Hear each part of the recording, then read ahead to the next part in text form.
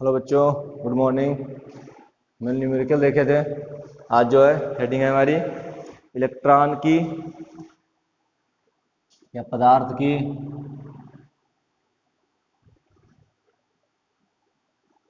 द्वैती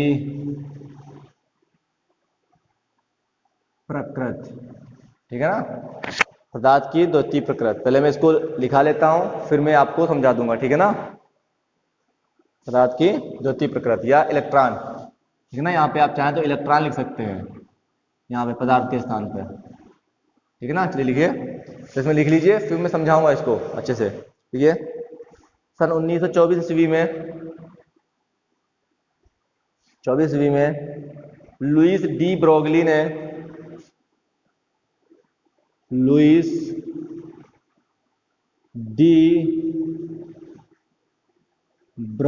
ने एक सुझाव दिया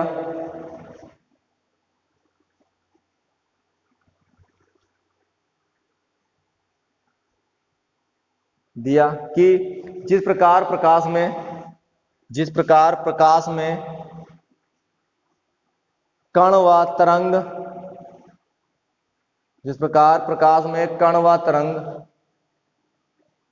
दोनों प्रकृति पाई जाती हैं,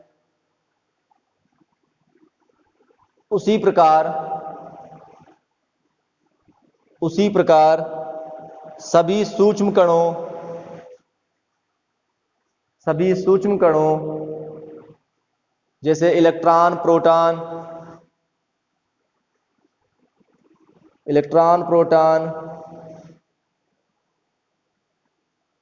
आदि में भी दोहरी प्रकृति पाई जाती है।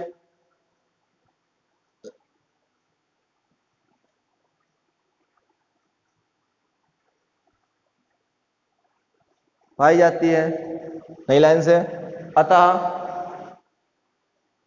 अतः डी ब्रोगली के अनुसार सभी द्रव्य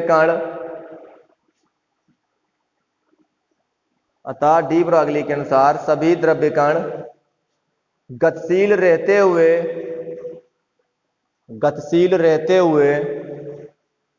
तरंग के गुण भी प्रदर्शित करते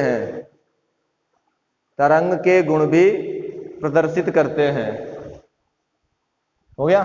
चलिए समझिए इसको ध्यान से, देखिए क्या हुआ।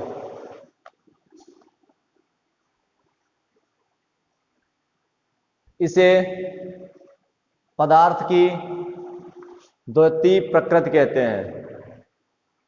ठीक है ना, इसे पदार्थ की द्वैती प्रकृति कहते हैं। उसमें तरंग का भी गुण होगा और कण का भी गुण होगा। ठीक है ना, तो देखिए ये इन्होंने जो है डी ब्रोगली ने ये सब चीजें बताई कैसे। तो हमारे साइंटिस्ट थे मैक्स प्लांक। ये एक्सपेरिमेंट उन्होंने किया था तो इन्होंने जो है बताया कि जो एक लाइट है हमारी, लाइट को वेव मानते थे सभी लोग। ठीक है ना, लाइट को सभी लोग वेव मानते थे।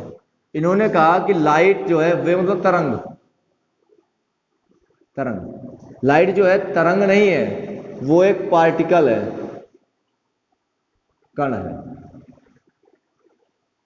मैक्स प्लांक ने अपने एक्सपेरिमेंट के द्वारा सिद्ध कर दिया कि लाइट जो है वो एक पार्टिकल है, एक कण है हमारा। और बताया कि जो ये कण है, जो ये लाइट जो है वो छोटे छोटे ऊर्जा के पैकेटों में आती है। लाइट जो है ऊर्जा के छोटे छोटे पैकेटों में आती है या उन कणों के रूप में आती है। तो उन कणों को नाम दिया गया फोटॉन। हिंदी में लिख देते हैं फोटॉन या क्वांटा। फोटॉन या क्वांटा।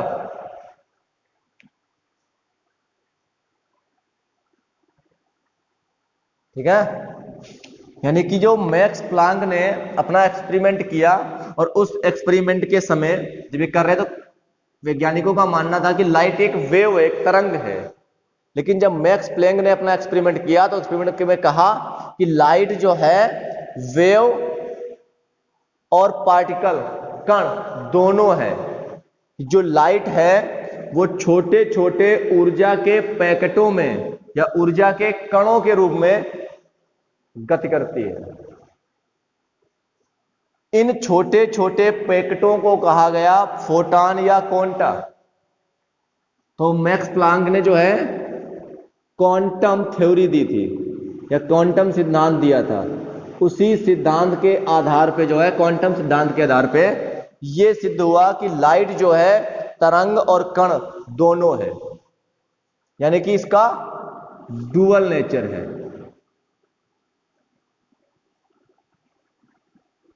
दोहरी प्रकृति, द्वैती प्रकृति, दोहरी, दोहरा गुण, लाइट का दोहरा गुण है। ये चीजें बताई उन्होंने, ठीक है। समझते जाइए, ध्यान मेरी बात सुनते जाना। आप देखते हैं जो लाइट है वो हमारी ऐसे, तो अगर हम इसकी फ्रिक्वेंसी एफ या न्यू, एच न्यू पढ़ते हैं ना, न्यू मान ले, तो देखो बेटा यहां से क्या हो जाएगा, ध्यान सुनना मेरी बात को, समझना, ठीक है ना। तो यहां पे जो हमारा वेव, जो तरंग है, तरंग की जो एनर्जी होगी वो E बराबर हो जाएगी एच एफ या H new, H new. F frequency लेते हो तो एफ लिखोगे, अगर न्यू मानते हो आवृत्ति को न्यू लिखिए, एफ या न्यू।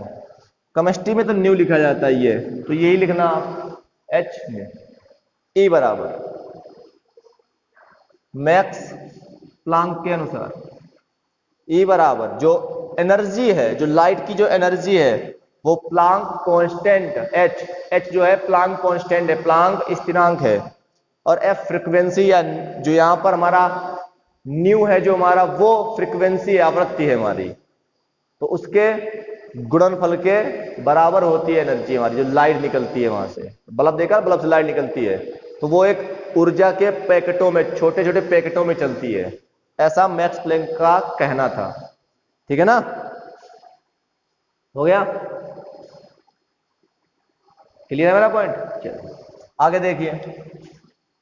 अब एक चीज तो क्लियर है कि जो तरंग होती है उसमें तीन चीजें, एक तो फ्रीक्वेंसी या इसको हम न्यू मान सकते हैं, ठीक है ना, ये दोनों में से जो भी लेना चाहो, ठीक है ना। फ्रीक्वेंसी हो गया, ठीक है ना, वो तरंग दैर्घ्य होगी, उसकी तरंग दैर्घ्य होगी, और उसकी वेलोसिटी होगी, वेग गति होगी, ठीक है ना। तो इसके आधार पे क्या निकल के आया वो देखो, इसके आधार पर V बराबर एफ एच न्यू। अब एच लेमडा और यहां पे जो एफ है, एफ को अगर मैं लिखना चाहूं तो वही न्यू बना लूं, ठीक है ना। आपको जो भी समझ में आए वो लिख लेना, ठीक है ना, एफ लिखना या न्यू लिखना, जो भी समझ में आए, ठीक है ना। तो V बराबर क्या होता है सूत्र, एफ इंटू लेमडा, ठीक है ना, एफ इंटू लेमडा। तो अगर मैं एफ का मान निकालूं, फ्रीक्वेंसी का मान निकालो, तो ये गुणा में लेमडा है, तो इधर बटे में जाएगा लेमडा, ठीक है, लेमडा बटे में जाएगा।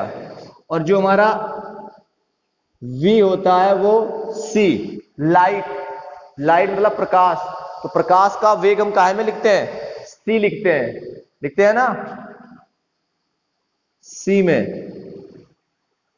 वेग, V वेग है, वेलोसिटी है, वेग, तो प्रकाश का वेग C में लिखते हैं, तो C, तो यहां पर F बराबर C अपान लेमडा हो जाएगा, V के स्थान पे C बता दिया है मैंने, जिसकी जरूरत पड़ेगी मैं वो रखूंगा, तो टेंशन लेने वाली बात नहीं है। हो गया, एक तो ये हो गया E बराबर HF, और दूसरा हो गया आपका F बराबर C अपान लेमडा। क्लियर है मेरा पॉइंट। आगे और समझिए, इसको अच्छे से देखना और बताना मुझे, ठीक है ना, कि समझ में आया या नहीं आया। आगे अब देखो, उठा के मान रख दो, ठीक है ना। तो E बराबर एच, एफ का मान कितना है, C बटे लेमडा, ठीक है ना। तो क्या निकल आया, एच सी बटे लेमडा निकल आया, एच सी बटे लेमडा। हो गया सूत्र हमारा क्लियर, ठीक, एच सी बटे लेमडा नोट कर लीजिए, एच सी बटे लेमडा।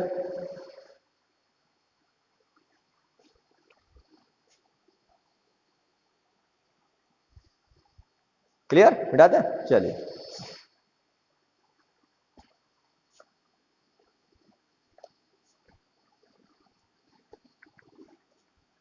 जो वैल्यू निकाली थी वो पता होगी ना, E बराबर एच सी बटे लेमडा, ठीक है ना।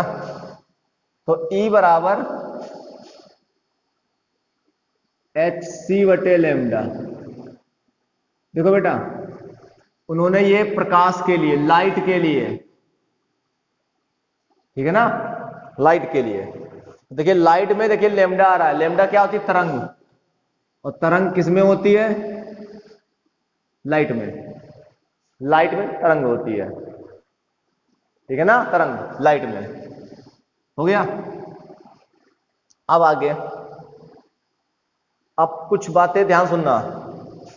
इसके बाद में आए लुईस डी ब्रोगली। अब लुईस डी ब्रोगली ने क्या कहा, देखिए इन्होंने कहा मैक्स प्लैंक से, मैक्स प्लांक से इन्होंने क्या कहा, देखिए सुनिए मेरी बात। ये विद्यार्थी स्टूडेंट थे बोरबरी के, जो नील्स बोर जो हमने पढ़ा था एटॉमिक मॉडल, तो उसमें बोहर थे हमारे, बोहर, बोहर के ये डी ब्रोगली जो है थे स्टूडेंट थे, विद्यार्थी थे, ठीक है ना। तो इन्होंने कहा कि सर इनसे कि देखिए हमारे समय में इलेक्ट्रॉन को पार्टिकल मान रहे हैं, और इलेक्ट्रॉन बहुत छोटा है, उसका मास भी कुछ ना कुछ होगा, छोटा है मास होगा, या मास है और भी वो छोटा भी है, छोटा है और वो गति भी कर रहा है, ठीक है ना, उसका कुछ वेग भी है, ठीक है ना, कुछ वेग भी है, उसकी कुछ गति भी है, ठीक है ना, मास भी है, वेग भी है, मास मुझे ना।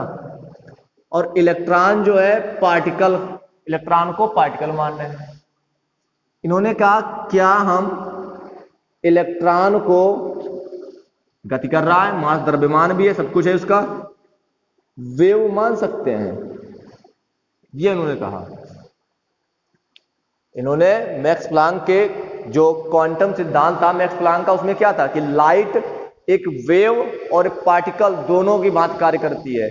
लाइट को पहले क्या मानते थे, वेव मानते थे। मैक्स प्लांक ने क्वांटम सिद्धांत के द्वारा क्या सिद्ध कर दिया कि लाइट एक कण है। इन्होंने कहा कि हमारे जमाने में जो है, हमारे समय में लोग इलेक्ट्रॉन को पार्टिकल मानते, कण, और ये गति भी कर रहा है, तो क्या हम इलेक्ट्रॉन को तरंग मान सकते हैं?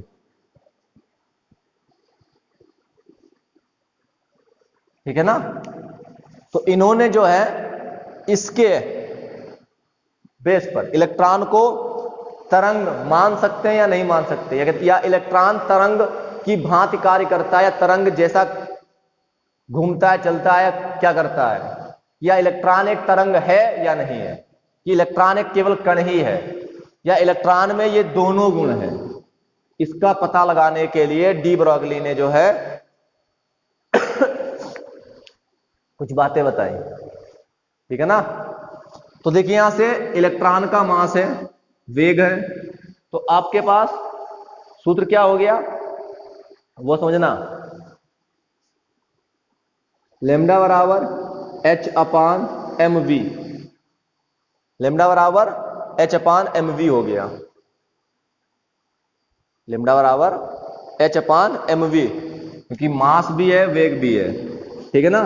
तो ये किसके लिए है, ये इलेक्ट्रॉन के लिए है।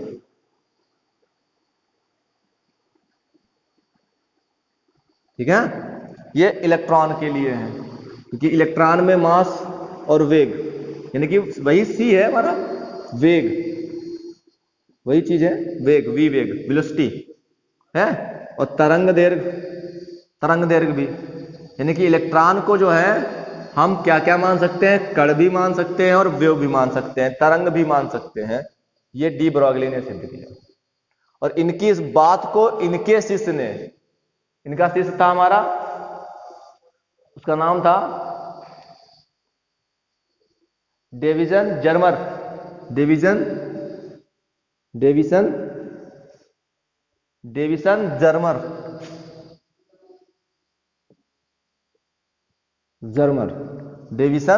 जर्मर ने जो है इलेक्ट्रॉन के डिफ्रैक्शन के द्वारा सिद्ध कर दिया कि इलेक्ट्रॉन एक वेव है। डेविसन जर्मर डी ब्रॉगली के शिष्य थे, और ये जो डिफ्रैक्शन जो होता है, जो एक्सपेरिमेंट है, ये एक डिफ्रैक्शन एक्सपेरिमेंट जो है, ये केवल तरंगे देती हैं, तरंगे, केवल तरंगे देंगी। जो तरंग होगी वो डिफ्रैक्शन का एक्सपेरिमेंट जब करेंगे उस पर, तो वो सही सिद्ध करेंगी उसको, तरंगे केवल। अगर कोई तरंग नहीं है तो वो डिफ्रैक्शन का सिद्धांत नहीं देंगी, या एक्सपेरिमेंट करने पर वो उसको सफल नहीं बनाएंगे। अब तो डी ब्रॉगली ने जो कहा था कि इलेक्ट्रॉन को तरंग मान सकते हैं, तो इनके शिष्य ने जो है डिफ्रैक्शन वाला जो एक्सपेरिमेंट था वो किया, और इनकी बात को सिद्ध कर दिया कि हां इलेक्ट्रॉन एक तरंग है। मतलब हो गए ना, ये इन्होंने सिद्ध कर दिया। अब यहां से जब ये खोज हुई ना कि इलेक्ट्रॉन एक तरंग भी है, तो वैज्ञानिकों के दिमाग घूम गए। दिमाग क्या घूम गए? अभी तक इलेक्ट्रॉन प्रोटॉन नाभिक वृत्ति कक्षाओं में घूमते हैं, ये सब पता था, लेकिन इलेक्ट्रॉन एक तरंग भी है ये नहीं पता था। इलेक्ट्रॉन तरंग है, और इलेक्ट्रॉन तरंग के रूप में क्या करता है, नाभिक के चारों ओर घूमता रहता है। ये बात निकल के आ गई डी ब्रॉगली के द्वारा, जो उन्होंने सिद्ध किया। ठीक है ना। अब इनके इस चीज को बोलते हैं हाइपोथेसिस। हाइपोथेसिस, इसको हम हाइपोथेसिस, डी ब्रॉगली की हाइपोथेसिस थी, कोई थ्योरी नहीं थी, कोई प्रिंसिपल नहीं था, हाइपोथेसिस थी। हाइपोथेसिस मतलब होता है सुझाव, सुझाव। इन्होंने सुझाव दिया था। क्या सुझाव दिया था? कि हमारे समय में पार्टिकल, इलेक्ट्रॉन को पार्टिकल मानना है, इलेक्ट्रॉन को वेव नहीं मान सकते। क्या तरंग नहीं मान सकते हम। तो ऐसा सुझाव दिया, फिर उन्होंने एक्सपेरिमेंट किया, इन्होंने दिया बताया। तो डेविसन जर्मन जो इनके विद्यार्थी थे डी ब्रॉगली के, उसने डिफ्रैक्शन के, इलेक्ट्रॉन के डिफ्रैक्शन के एक्सपेरिमेंट के द्वारा इसको सिद्ध कर दिया कि इलेक्ट्रॉन जो है एक तरंग है, क्योंकि ये जो एक्सपेरिमेंट है केवल तरंगे ही देती है। तो ये सुझाव दिया था उन्होंने, ठीक है ना। और इससे जो है वैज्ञानिकों के दिमाग में थोड़ा हलचल मच गई। बहुत बड़ी एक्सपेरिमेंट थी उनकी, खोज थी। क्लियर हो गया ना मेरा पॉइंट? तो अब आपके सामने है कि इलेक्ट्रॉन डुअल नेचर शो करता है। इलेक्ट्रॉन के इसी डुअल नेचर को द्वितीय प्रकृति कहते हैं। इलेक्ट्रॉन की द्वितीय प्रकृति कहते हैं। क्यों? क्योंकि इलेक्ट्रॉन जो है तरंग और कण दोनों के जैसा कार्य करता है, इसलिए इलेक्ट्रॉन की द्वितीय प्रकृति माना जाता है। अब जब इन्होंने ये एक्सपेरिमेंट किया, तो इनका एक्सपेरिमेंट जो ये था, कुछ इनसे बातें निकल के आई।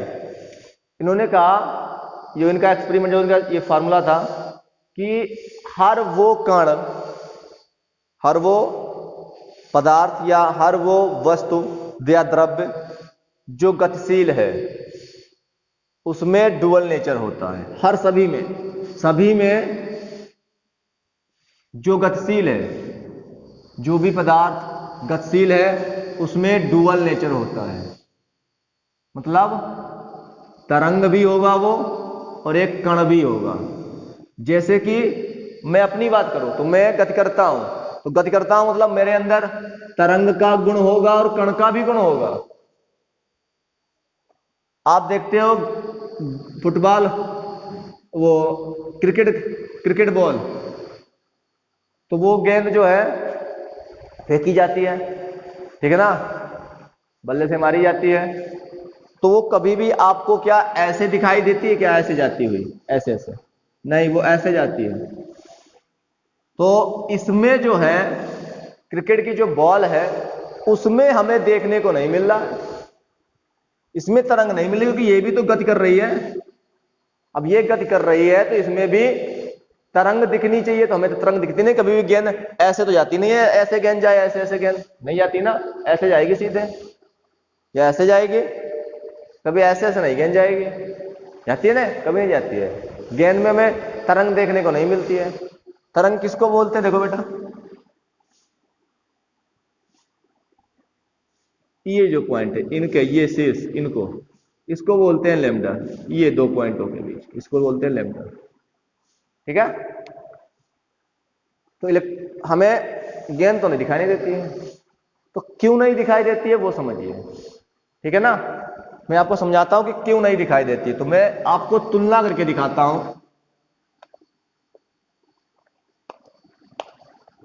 कि क्यों नहीं दिखाई देती है, और इलेक्ट्रॉन में ये क्यों दिखाई देता है, क्रिकेट बॉल में क्यों नहीं दिखाई देती है।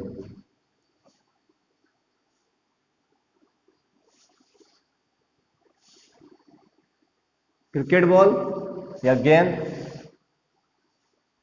और इलेक्ट्रॉन, ठीक है ना, इनमें हम तुलना करूंगा, ठीक है ना, ध्यान से देखना और इसको समझना अच्छे से।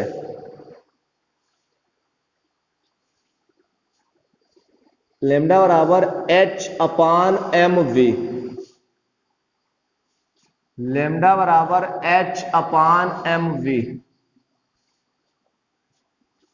तो बेटा H का जो मान है 6.626 गुणे 10 की पावर -34, ये होता है H का मान, ठीक है ना। ये जो है हर 10 साल में पहले चेंज होता था, प्लांक कांस्टेंट का मान हर 10 साल में चेंज हो जाता है। अब फिर जल्दी जल्दी भी चेंज होता रहता है, ऐसा नहीं है कि साल 2 साल में चेंज हो जाता है। वैल्यू कोई फिक्स वैल्यू नहीं है। अगर कोई आपसे पूछे कि H की फिक्स वैल्यू कितनी है, तो अभी भी इस पे खोज चल रही है, इस पे भी एक्सपेरिमेंट चल रहे हैं अभी है, कोई फिक्स वैल्यू नहीं है। ये हर साल चेंज होती रहती है, ठीक है ना, या 10 साल में चेंज होती रहती है। और गेंद, जो गेंद का मास है, द्रव्यमान है, मान लेता हूं 100 ग्राम, इसको किलोग्राम में चेंज करिए, 1000 से भाग करोगे ना। और वेलोसिटी, जो वेग है, मतलब गेंद को फेंका गया तो कितने वेग से फेंका गया, 20 मीटर प्रति सेकेंड, ठीक है ना, मान लिया ऐसा। लेकिन वास्तविकता में गेंद 100 ग्राम की होती है, ठीक है ना। देख लो, मान रखो यहां 6.626 गुणे 10 की पावर -34 बटे m का मान कितना है 100 गुणे 10 की पावर -3 इंटू 20। लेमडा बराबर 6.626 गुणे 10 की पावर -34 बटे में देखो 1 जीरो ये और 2 जीरो ये, 10 की पावर 3 बन जाएगा, 10 की पावर -3 इंटू 2, ये देखिए कट जाएगा, आपका जीरो हो जाएगा। ये काटो इससे, 2 3 6, 2 3 6, 2 1 कम 2, 2 3 6, तो लेमडा बराबर 3.313 गुणे 10 की पावर -34, ठीक है ना। ये इतनी निकल के आई, मीटर में है। इसको जो है एंगस्ट्राम में कर दीजिए, एंगस्ट्राम, और एंगस्ट्राम सबसे छोटी इकाई होती है भैया। देखो 1 मीटर 10 की पावर -10 10 की पावर 10 एंगस्ट्रॉम होता है, तो मैंने घटा दिया, ठीक है ना। 1 मिनट 10 की पावर 10, तो उतना कम कर 24 बचेगा, ठीक है ना। तो देखो बेटा 3.313 और -24 मतलब -24 घात जीरो, इसके आगे जीरो कितने लगे होंगे, 24 जीरो लगेंगे तब जाके पॉइंट लगेगा।